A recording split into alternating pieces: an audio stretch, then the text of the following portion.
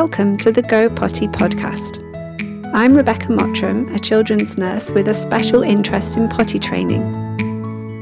This podcast presents a new way of potty training, one that is backed by science and child development.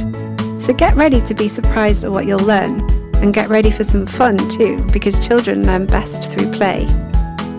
Each episode will explore a key aspect of potty training, with practical tips and expert advice all proven to work. So whether you're just starting out or you've already started, I'm really glad you're here.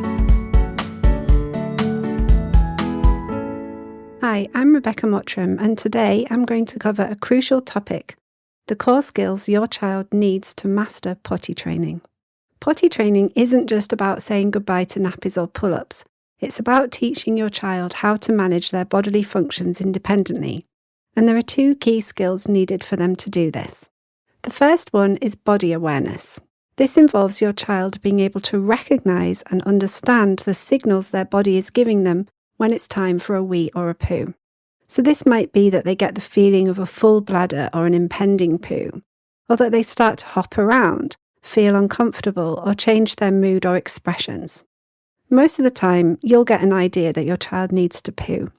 With wee, it can be harder to spot, but it depends on the child. Sometimes you have to rely on knowing how long they go between wees, or remembering that a certain time of day tends to be the time that they poo. Getting to know their signals or timings serves as useful information to you. But you also need to help your child recognise them too, so that they can learn to respond to these feelings. And this leads us to the second core skill, which is teaching your child where wee and poo belong, i.e. in the potty, toilet, or designated toileting area. We can call these toileting habits. When children are in nappies or pull-ups, they don't have to think about where they are when they need to go. The nappy is like their portable toilet. It's always there, ready to catch whatever they need to do, wherever they need to do it. Of course, nappies are convenient in the short term for busy parents, but they also interfere with developing body awareness as well as toileting habits. If you think about it, when a child wees in their nappy, it instantly feels dry, especially if it's a disposable nappy. And when they poo, someone else changes it and it magically disappears. It's almost like the poo never even happened.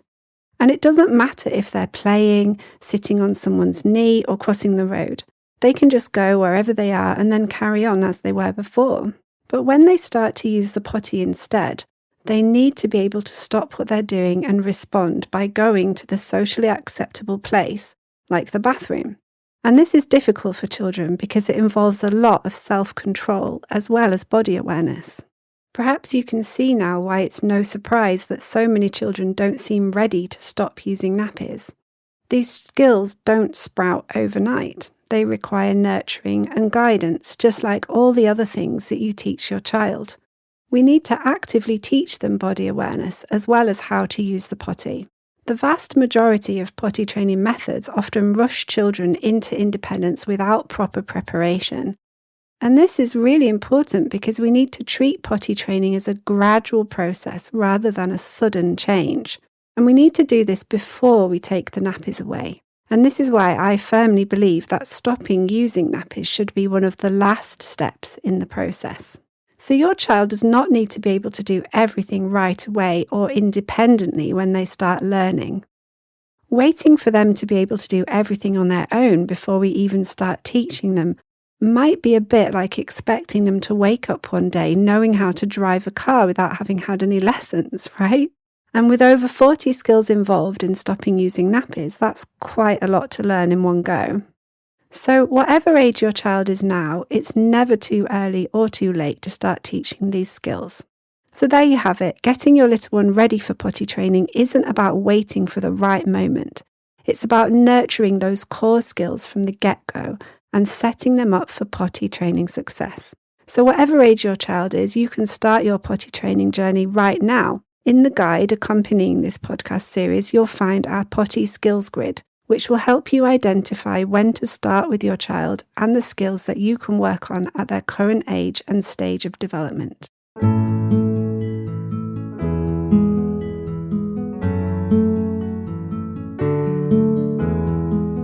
And that's that's all for this episode of the Go Potty Podcast. I hope you found it helpful. Remember, you can do this. You know your child better than anyone, so trust in your instincts. Be patient with yourself and your little one, and most importantly, keep it fun and playful. And don't forget to get your copy of our podcast companion guide, so you have all the strategies, games and activities when you need them. It's available via the link in the episode notes or on my website, littlebunnybear.com. Thank you for listening. Until next time, happy potty training.